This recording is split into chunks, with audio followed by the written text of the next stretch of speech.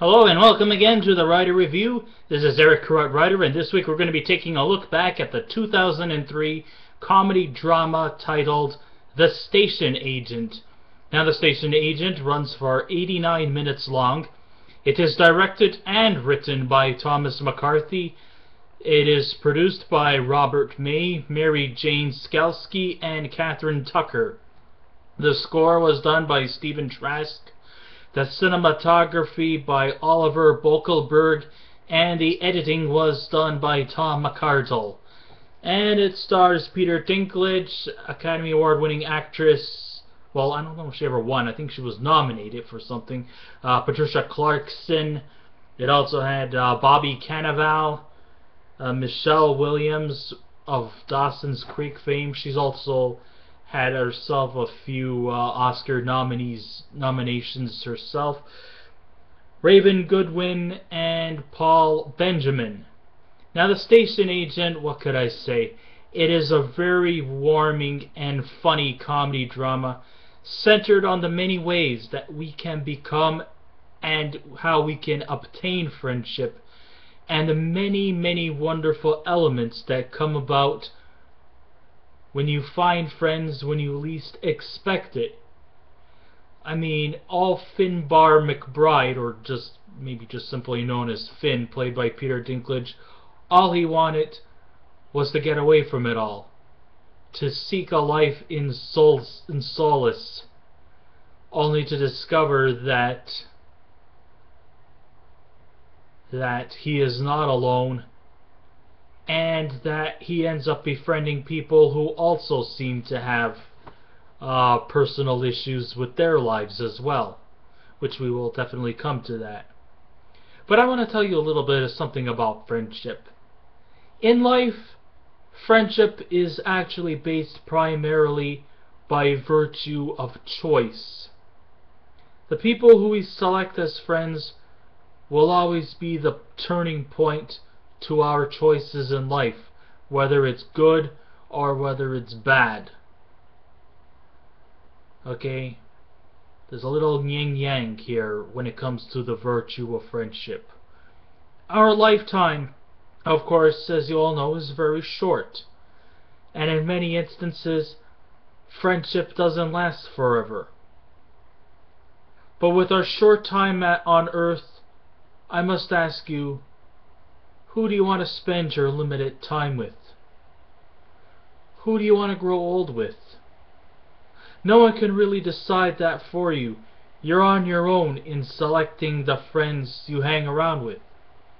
Sure, our parents may or may not approve who our friends are, but that should never set you back on the people who you find comfort and reassurance, because you may never find that bond again once they or you decide to move on.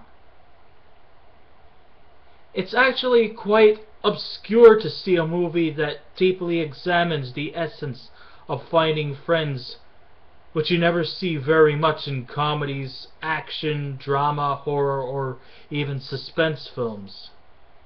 It's simple pleasures like The Station Agent that reveal a plethora of unity within the newly developed friendships within the characters. And in films like these, we as the audience get to feel very involved as these characters tend to grow on you. These are all very, very likable characters. One of the things I liked about this movie is there really were no major antagonists in the story. There may have been, a few odd unlikable characters in this movie, but in a nutshell, there really isn't any type of major antagonist, and the antagonists in this movie don't even really have that much screen time. One of the antagonists may include Olivia's ex-husband, played by John Slattery. Another one would probably be Michelle Williams' boyfriend, who's some kind of a little bit of a punk ass, played by, I think his name is J.C. Bartok. Yeah, he's kind of a little bit of an antagonist, but like I said, they're not on all the time. They're not the main focal points in this story. There is no gratuitous violence. There is some swearing in this movie, but it's also very minimal. And I think this movie actually can be a bit of a family film that everyone can watch. It's PG. I mean, I know there is the odd swearing in this movie, but it's very, very light. There's no violence. And I think this movie truly is a very underrated gem of a movie. I don't think it will ever win any Oscars because of the fact that the length of the movie is too long. And this movie does not have a lot of mass appeal. And that's not necessarily to say it's a bad thing, but because, you know, it's under a shoestring budget, it is a low budget movie, but it's still very, very effective, and it's still fun to watch. It's not a long movie, it's only an hour and 29 minutes, and it's a feel-good movie. It's a movie that really, really, truly embraces the essence of friendship. It's a very simple movie.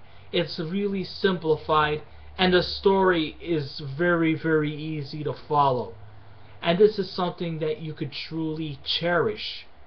And I, for one, really cherish this movie a lot. I grew onto the characters, especially the principal three, being Finn McBride, played by Peter Dinklage, his chatty Cuban food truck friend named Joe Aramis, played by Bobby Cannavale.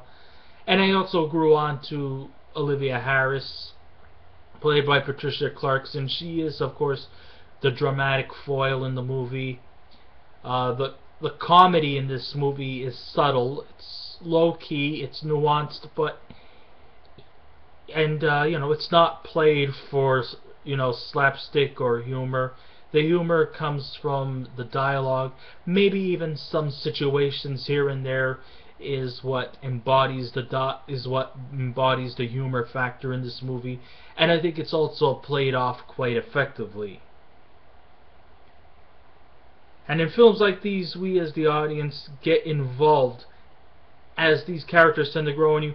We laugh and we cry towards their anecdotes as we listen to their very words that come out, as we give them the feeling that they truly exist on this earth, and we give them that feeling of importance, because that's what friends are really all about. Connection is a principal formula to friendship, as it temporarily eases pain, stress, tension, and most of all, lonesomeness. And I think that's what each of the three main characters truly embody. And I think that by bringing these guys together, they're able to overcome whatever's bothering them. In the case of Peter Dinklage, you know, being diminutive and kind of still grief-stricken over his best friend's death, and he had to close down his train shop, and decides to, you know, get away from it all after being badly chastised because of his short stature. So he decides to live at an abandoned train depot, and then we are introduced to Joe Aramis, a Cuban-American guy. He's going through personal issues involving his father, who's sick. And then you have Olivia Harris, played by Patricia Clarkson. Her too is also